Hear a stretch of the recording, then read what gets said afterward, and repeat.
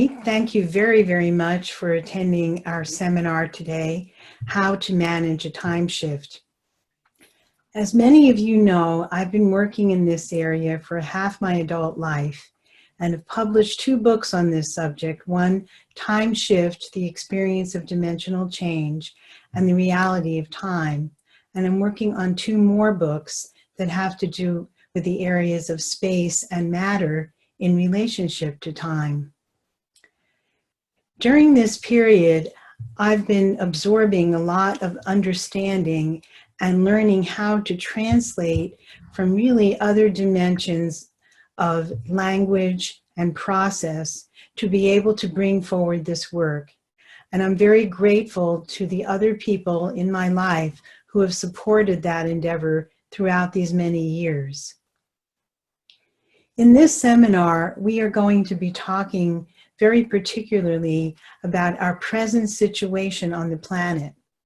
When I wrote Time Shift in 1989, I started the project and I published it in 1996.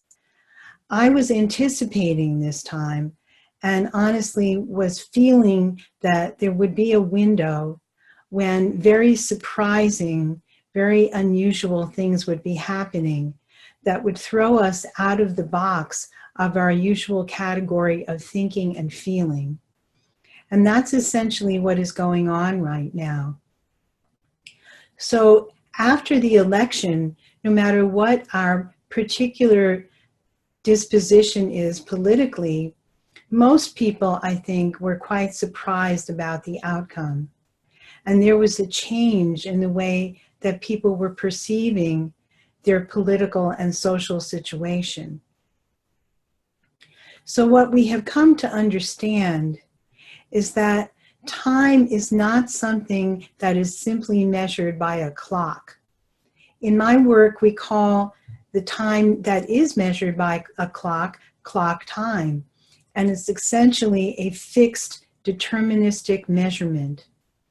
But most of us realize that time has an inner spiritual and psychological attribute.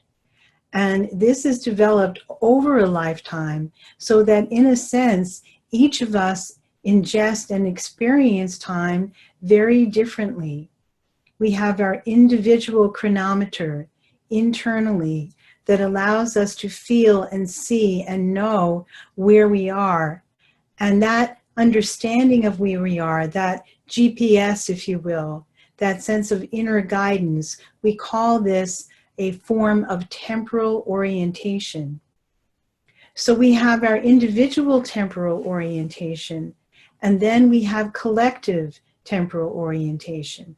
And it is the collective temporal orientation that has shifted in the past few months, and in my opinion is going to be shifting again and again over the next 10 to 20 year period. So the purpose of this webinar is to help all of us understand how to work with these energies as they are shifting, and also to influence these shifts, to understand how our consciousness, our internal understanding, our feeling, our life experience can actually enrich and change time.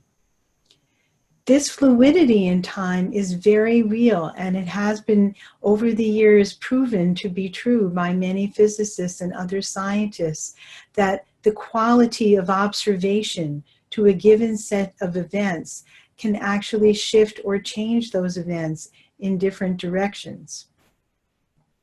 So one thing that you could say right now is that if you're not really satisfied, if you're not really content with how time is moving either in your own personal life or collectively in social organizations, political organizations, anywhere where you feel a group of people have come together, we have the opportunity to make a change that could be very positive and really bring back information from the future. I have learned that the future is not a fixed place, but it is also a tremendous repository for information. The future can come back to us. The future can talk to us. The future can communicate with us. Our personal future, but also our collective future. One of the features of time is that it's very fluid and malleable. And at the same time, it creates structure. And the structure that time creates is sequential.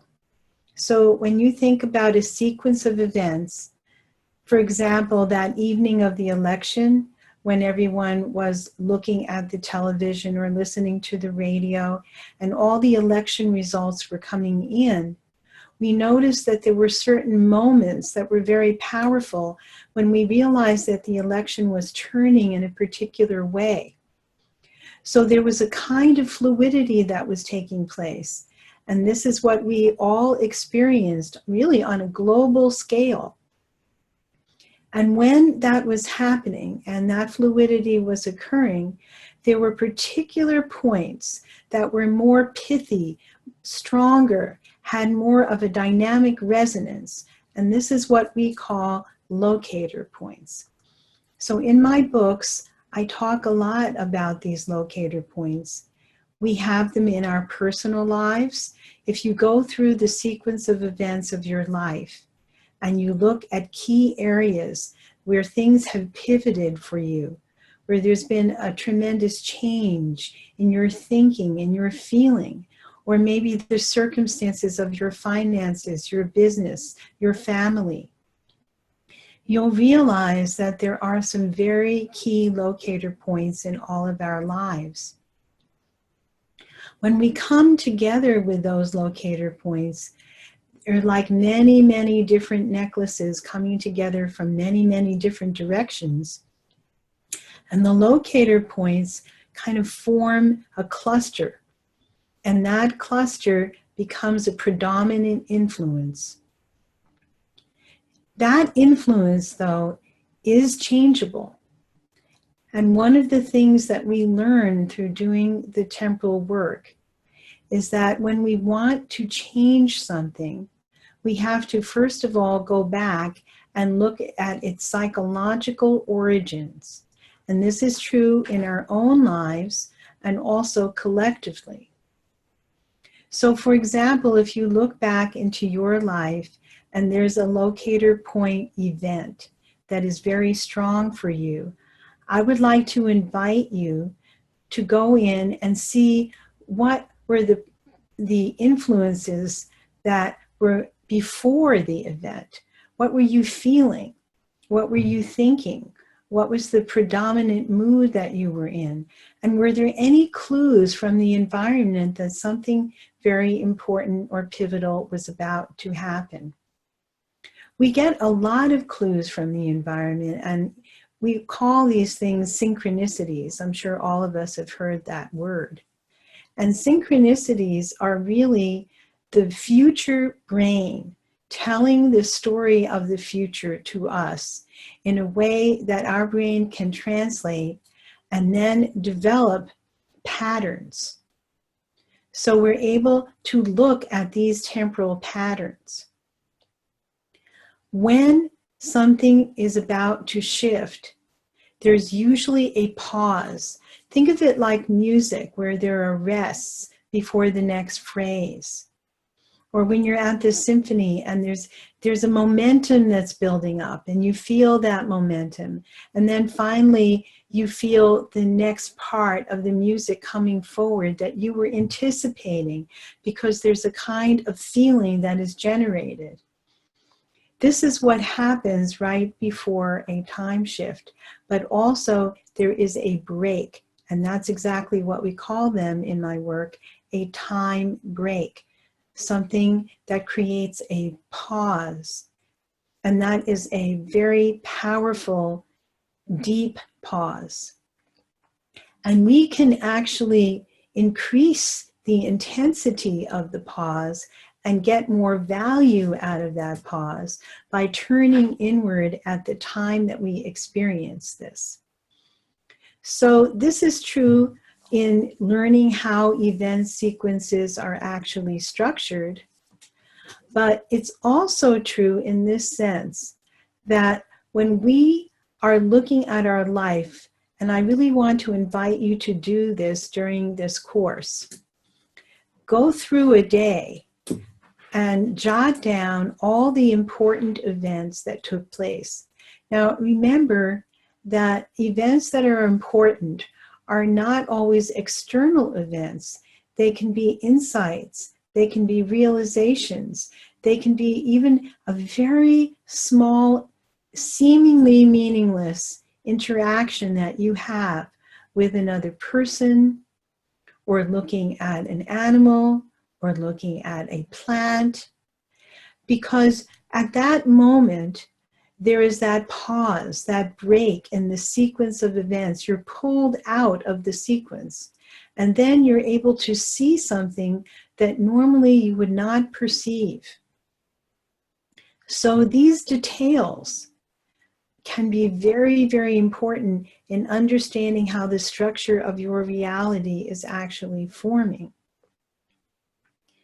So when we look at collective events, there are always details that come before the events shift. But we're usually not looking for them, because what happens is that we get held or braced to a particular pattern. We call these habituated patterns. And so we are anticipating something to happen. And when 100,000 or 500,000 or 1 billion people are all anticipating something to happen, it's a very, very powerful force. And sometimes we can't get outside of that. We're locked into that temporal framework. So we're not able to really see that there are indicators. There are things that are showing up that are saying to us there's going to be something new or different that can or should take place. So when we look at time, one of the things that we want to understand about time is that people often say to me, there is no time. And a lot of spiritual people feel this way. Now, why do we feel this way? Many of us who have done spiritual practice, perhaps all of our lives, have gone into places in meditation, in yoga, in shamanic work, in other situations where we have felt our personal time sense drop away. And it's no longer vivid for us. It's no longer front and center for our experience. So we feel in these moments that, or even an hour or 2 hours or more, that there is no time. There isn't a clock ticking to regiment sequences of time. But it doesn't actually mean that time itself has stopped or fallen away. It's actually the opposite, in that when the habituated experience of time melts away, we actually then, for the first time in a way, enter time. We enter that experience of time that is not regimented, that is not abrupt, and is not calibrated by our ego mind.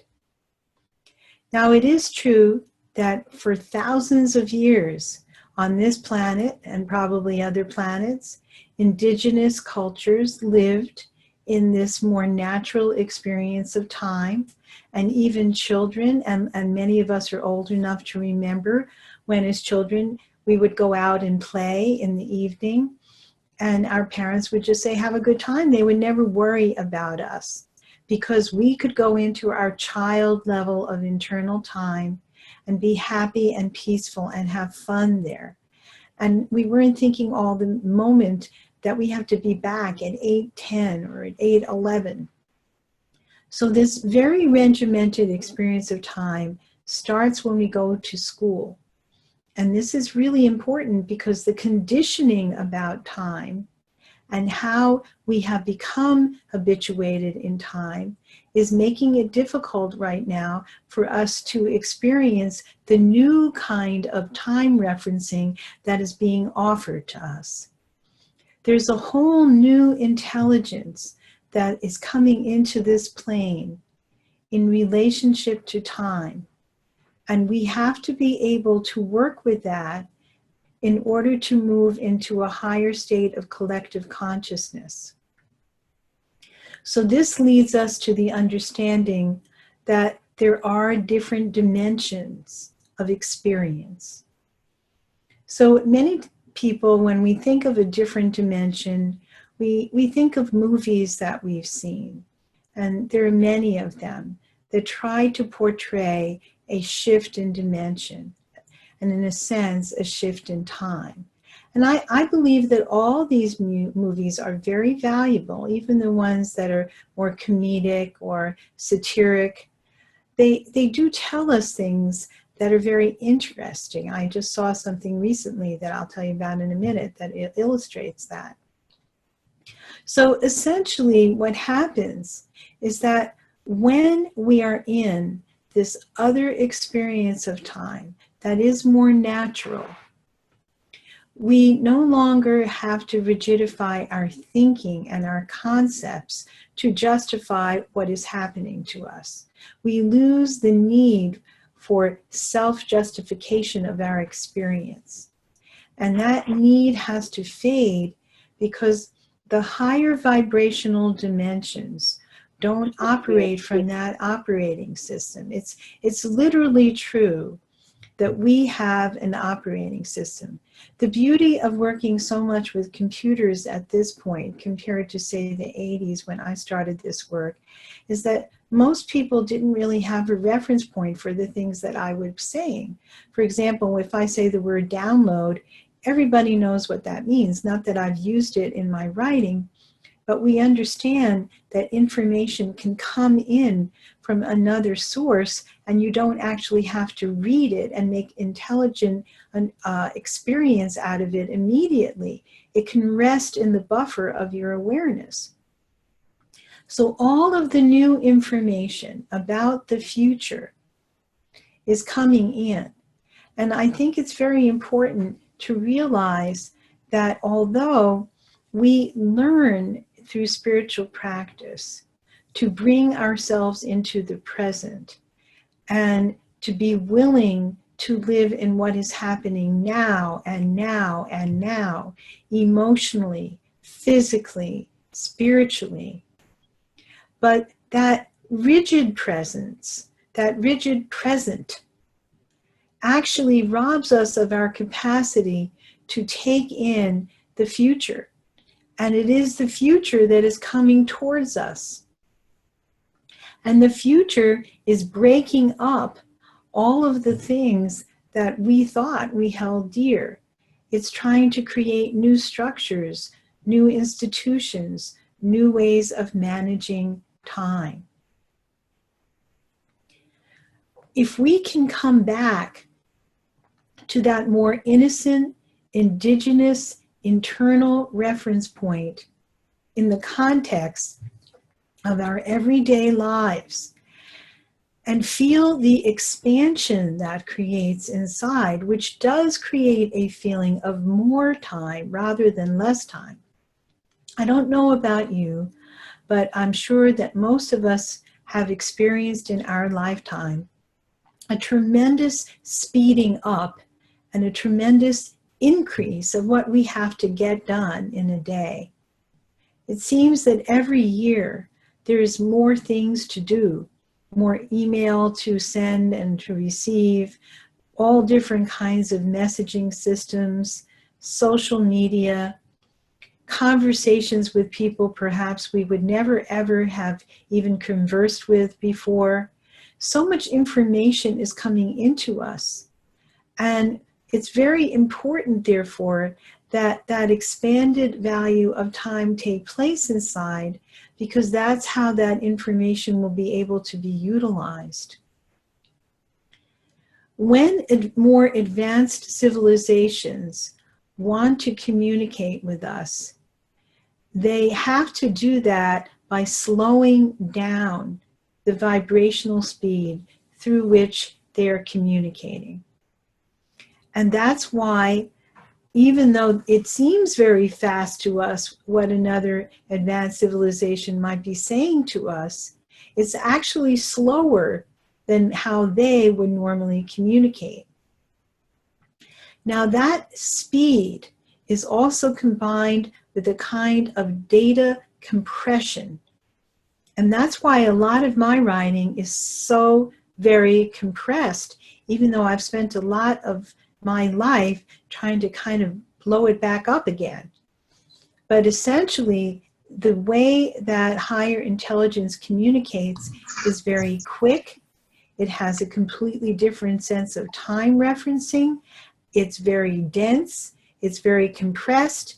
And the most important thing perhaps to understand is this notion of self-originating time and self-originating vocabulary.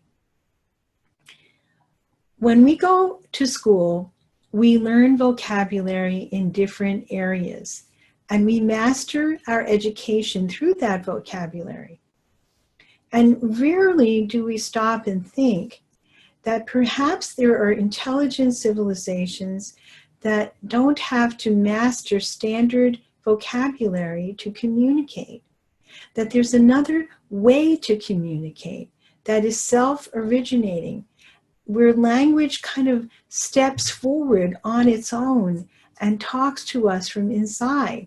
And it can be very technical, it can be more psychological or metaphysical, but that language is moving in such a way that it actually has an instantaneous process of interpretation as well as creating the language itself. And this is because the backdrop of our linguistic expression is through the nature of time. So what happens is that because time has this infinite capacity, and it can actually use our brain and nervous system, even in our present state, to ingest time and to experience time internally, time itself turns on certain linguistic centers in our brain and central nervous system that make it possible for us to make original language. Now, of course, we're probably thinking to ourselves, well, every author, every artist, every writer, every poet, every playwright, aren't they making original language? Well, I would say yes, to a point. In our usual sense of creative understanding, that's true. But actually, when you listen to higher level beings talk, if you will, or communicate, it's more than what we think of as creative. That's why I'm trying to find the right words to express this. I like self-originating because I think that's very clear about what happens. There's an impulse, there's a burst of energy or light or consciousness, then there's an expression, then there's another impulse, then there's another burst, and this goes on very, very, very quickly. So as a result of that, part of that communication is what we think of as telepathic. It's not audible, or it's internally audible. And the reason this is important right now is because we know that in this moment, there's a lot of discussion about this term, fake news, okay? So what is fake news? What does that mean? And how did fake news influence our election if that's what's happened? And what is fake and what is real? When we read things from a page with fixed ideas and concepts, these ideas and concepts are trying to express some truth, and we assume that that is the case. But it is possible to fictionalize, to make things up, to distort or change the facts. And so this is why we're dealing with news right now, some of which is factual, some of which is just conditioned, embedded thinking, like we've been talking about here. And so we don't really know what is real and what is not real. And this is very confusing, but it's also very useful in breaking people into an experience of tolerating a certain amount of temporal disorientation in order for this other level of knowledge to come in.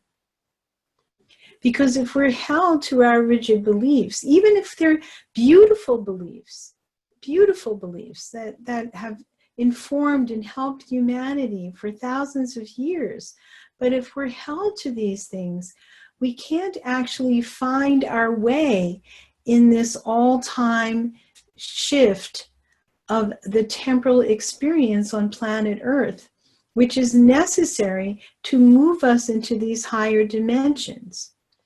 And the thing to remember is that everything here is moving into those other dimensions.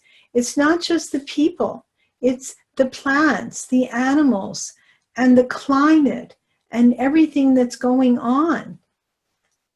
So when some people on the right, which I hear this a lot in Charlotte, when people on the right talk about, well, we don't have to worry about climate change because God is going to take care of it. Well, there's a certain amount of truth to that, because life itself is going to go on in some form probably on Earth, whether we as humans are here. But the understanding here is that as humans, as intelligent beings, as people who are dedicated to what we think of as the light or truth or intelligence or love, that we are responsible for what is happening here. We are accountable to what is happening here. And if we want to make changes in what is happening, then it is ourselves that we have to look towards. So the purpose of studying time and space in the way that I express these things in my work is to try to arrive at the capacity to be accountable. We can't really be accountable for what is happening if we don't understand what is going on. If we feel that everything is happening to us, and we don't understand how we are contributing to what is happening, and we don't understand how we can shift what is happening, and we don't understand that the background template of the intelligent field of time itself is governing everything that is happening, and we don't know how to interact with that field, then it's very difficult for our true nature, first of all, to express itself and to take responsibility, to be accountable for what is occurring. So the beauty of this period, in this period of transition, is to actually, as we all know, to wake up. But what are we waking up to? In my work, we're talking about waking up, first of all, to an understanding that if we're going to be able to travel in time, like we see in all the science fiction movies with spaceships and all different types of technology, but for thousands of years on this planet, shamanic practitioners have been traveling in time and they didn't have spaceships. How do we even know what's out there in the stars? Who is mapping all of that? How do we know what the cosmos even feels like or looks like? How did people know before there was this type of technology? That internal sense that links us to the cosmos and creates a backdrop for us to be able to travel in time and to actually see into space, to see into our own space, to see into our own situation, to see into our own bodies, to see into the frameworks that are being created. That insight, all of it, and the capacity to travel within it is within us. And what is shifting, what is happening, is that the capacities for these abilities, which are not that extraordinary, and they are ancient in origin. But these abilities need to turn on now and blend with technology. So it's not an either-or situation. We are not going to go back, hopefully not, and be in a cave. What is going to happen is that our internal, deep, indigenous senses that you can feel in a forest, that you can feel at the ocean, that you can feel when you're interacting deeply with nature, those senses are going to blossom and open up in ways that we can't really even imagine right now, and help us create the inventions and the possibilities for our new future that we are involved in creating. And even though many of us perhaps listening to this presentation are coming into their at least middle years or senior years, and we think, oh, I can't really make a difference now. The truth is you can make a fantastic difference, because at this point in your journey, you understand the nature of time in a way that is very different when you're very young. Because when you're very young, you feel like your whole life is ahead of you and you have all these possibilities, and it's easy to think of things that you want to do, and you can handle disappointments, you can handle hurts, you can handle a lot of things. As you get older, as I'm sure all of us have noticed, some of these traumas kind of embed themselves in our physiological and subtle structures. And it's really hard to feel that we have anything as possible. So the renewal that is coming with this time period and with the shift that is going on is that we have to renew our heart. We have to renew our feeling level. Now, how does feeling have anything to do with science? Well, if you read Timeshift, which I hope you will do, I really go into this in detail. And I talk about mathematical symbiosis, which is essentially the experience of feeling the algorithms of knowledge emerging out of the absolute and experiencing those things inside as a felt sense. This is the key, in my opinion. This is the seed thought about what we are to do here and why we are to do it. Because we will not be able to find the technologies that really will heal the planet, that will change the climate, that will, in a sense, terraform the earth, that will take us into a completely different experience of how to travel and how to communicate and how to grow crops and how to be able to have creative experiences. We won't be able to do that if we're locked in a very rigid temporal sense. And we cannot find that internal order that is built from a mathematical subtext internally and structurally within us. So this is the leap. This is the shift. This is what I believe is meant to happen. And we are inside of that now.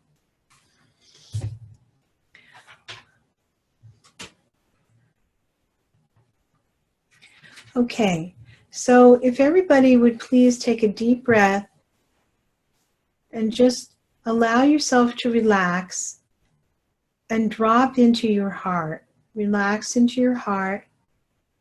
Drop into your heart. Close your eyes. And if you don't want to close your eyes entirely, if you feel like you want to see what's happening, that's fine. Just lower your vision a little bit in kind of a Buddhist fashion to allow a little slit of light to come into your eyes. So as you relax, I'd like you to experience directly your own time stream, how time actually operates for you. I'd like you to feel into this, even if that understanding is not immediately available. But time is flowing through you like a river. It's operating as a background field of information in your consciousness, in your body, in your soul, in the physical environment around you. And you're feeling into that experience.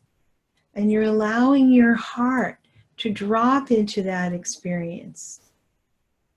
So that the temporal field is very, very lively around you. It's almost as if you could touch it with your fingers. You could feel it with your toes. The temporal field is very lively around you. And I would like you to experience your capacity to conduct and work with and interplay with that field. Take your attention out to the field. Let the temporal field be all around you. Experience it working with you, supporting you, creating structure for you, creating play for you, creating a rhythm in your life, creating synchronicity in your life, creating possibility in your life. Let the temporal field just wash over you and inside of you like a river. And allow your heart to flow out to that field without any impediment. Just allow it to flow out into that field without any impediment. And as that temporal field emerges for you as something real, something tangible that you can feel, then I would like to make a few sounds, and I would like you to experience and just let yourself relax into the feeling of a temporal shift in your body. So you're moving through time, you're traveling through time, your heart is open, you're feeling connected. There's a rhythm and a pulse that is taking place that is individual to you, but now you are going to connect in to the entirety of experience of human beings on this earth. You are going to intentionally hook in. You're going to get on to the cosmic internet and hook in to the collective experience of human beings on this earth. And as you do that, feel that quickening. There's an uptake, a shift in energy as you connect in.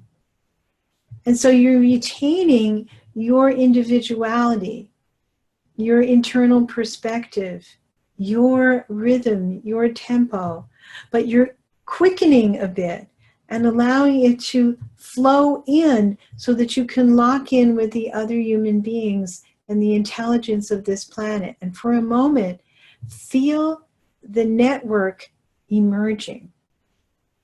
As much as you feel you can handle that at this moment. The billions of other sentient humans on this earth, and for the moment we'll be just with the humans. And let yourself feel networked in with them. And all that intelligence from all of those humans flowing back to you, flowing back to you. So there's an influx of love and recognition coming back into your perception. So then as this starts to happen and you have that link made, then I'd like you to go into your own heart and ask that things that are in your life that are no longer in divine order for you, that they be able to be shifted. Just shift it, just like that. And allow the shift to happen internally and notice the time wave kind of bending and curving around the intentionality of the shift. So I'm going to do that again. And just let the time wave bend around the shift. Just relax into your heart. Maintain the connectivity with the other human beings. Release into your own heart. Surrender into your own being. Allow yourself to let go, but also to connect. And then come up, please, to your crown chakra, to the top of your head, above the crown of your head. And as you do that, open the crown chakra and allow the information repository from the temporal field itself that guides and helps you understand, as I was sharing with you, the dimension that you're in, the geography of your being in this dimension. Allow that temporal field to open up and release itself into your nervous system so that you can actually feel yourself in time, maybe for the first time. You're feeling yourself in time as it is now. And then from this place, allow the future intelligence of yourself as a living entity in future experiences, future lives, to flow into your crown chakra and ground itself in your heart. And recognize that you are a fully open, multidimensional, sensate life form. You are outside the field of your personal identity, of your personal story, of your personal experiences, of your own pain or pleasure, and you are entering into a state where everything that is inside of you, and you are connected in that state to this wholeness of the temporal field. This is the reality of time. This is what these books, this knowledge, and the knowledge of many other people, including people involved in this particular webinar, what I believe that we're all seeking in our own individual way to articulate and express. Find that way for yourself. Look inside yourself and see what that way might be for you. Understand that that self-originating intelligence is what is keeping us alive, particularly after 50 years old. Because at that point, if we haven't made that merger with that self-originating intelligence, something inside starts to die. And dying is not a bad thing. But what we really want is to enter into a state where we can become as children over and over and over and over again. And the enthusiasm, the joy, the spiritedness, the wonder, the curiosity, the knowledge, the willingness to learn is flooding towards us from that infinite field of time, and we are embracing that and accepting that on the level of the heart. So just take a few minutes to be with that.